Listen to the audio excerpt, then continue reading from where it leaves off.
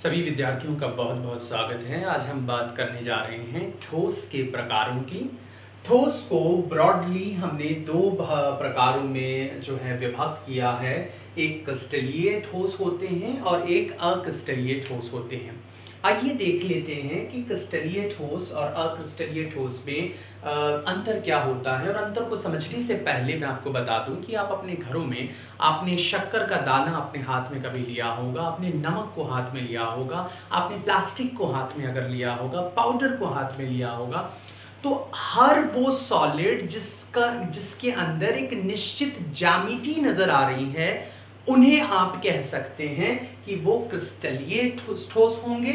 और जिनमें आपको निश्चित ज्यामिति नजर नहीं आ रही है, उन्हें हम अक्रिस्टलीय ठोस के नाम से जानते हैं। अगर हम क्रिस्टलीय ठोस की बात करते हैं तो हम कहते हैं कि इनके जो अवयवी कण हैं, इनके जो कॉन्स्टिट्यूएंट पार्टिकल हैं, उनकी एक निश्चित व्यवस्था होती है, एक पर्टिकुलर अरेंजमेंट होता है। जबकि अक्रिस्टलीय ठोस में किसी भी प्रकार की कोई व्यवस्था नहीं पाई जाती है।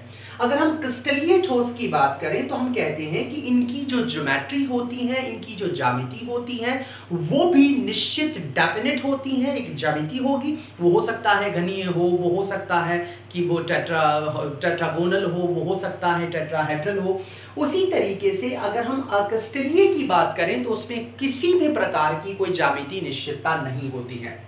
क्योंकि ज्यामिति परफेक्ट है, अवयवी कणों का आकार पर्टिकुलर एक व्यवस्था में है, तो हम कह सकते हैं कि इनका जो गलनांक होगा, क्रिस्टलीय ठोस का गलनांक निश्चित होगा, जबकि अक्रिस्टलीय ठोस का जो गलनांक होगा वो अनिश्चित होगा। उसकी एक परास होगी, उसकी एक रेंज होगी, उस रेंज में वो पाया जाएगा। अगर हम क्रिस्टलीय ठोस को चाकू से काटते हैं, when we cut with knife, अगर हम चाकू से काटेंगे तो इनकी जो सरफेस होगी वो नियमित होगी, जबकि इनकी सरफेस अनियमित पृष्ठ होगी। ये याद रखने वाली बात है।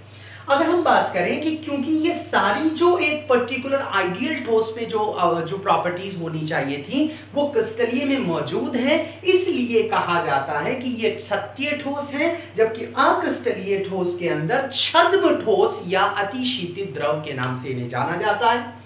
Last but not the least point that कि अगर क्रिस्टलीय ठोस होगा तो उसके अंदर विषम देशिकता पाई जाएगी, जबकि अक्रिस्टलीय के अंदर समदेशिकता पाई जाएगी। इसी प्रकार इसमें दीर्घ कोटि परास होगी, जबकि इसमें लघु कोटि परास होगी। एग्जाम्पल मैं आपको पहले दे चुका हूं, नमक और शक्कर ये क्रिस्टलीय में आ जाएंगे और कांच और प्लास्टिक ये अक्रिस्टलीय में आ जाएंगे।